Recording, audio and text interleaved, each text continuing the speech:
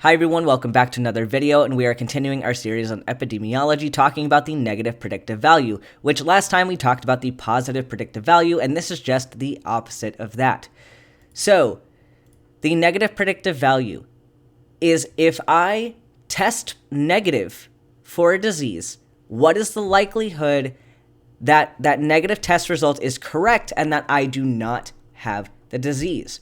So this is very similar to our specificity calculation, in which we determined if someone did not have the disease, what was the likelihood that they would test negative. This is just the reverse of that. The known value is that I have a negative test. So the unknown is whether or not I have the disease.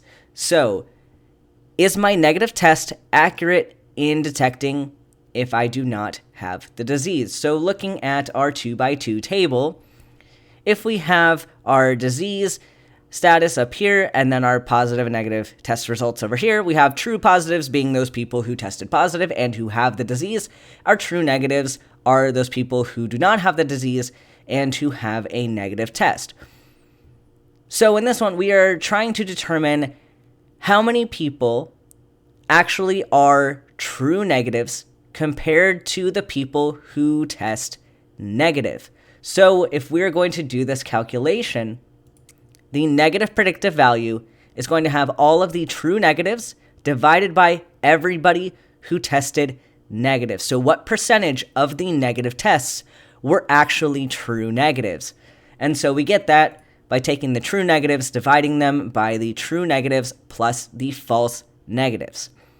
So I want to ask a little practice question here, because we've done a few different videos now about the predictive values, and we also talked about prevalence and incidence. So thinking about prevalence, the number of people in a population who have a certain disease. Let's take a disease like COVID-19, for example, that is very highly prevalent. If you were to increase the prevalence of a disease, what would happen to the negative predictive value?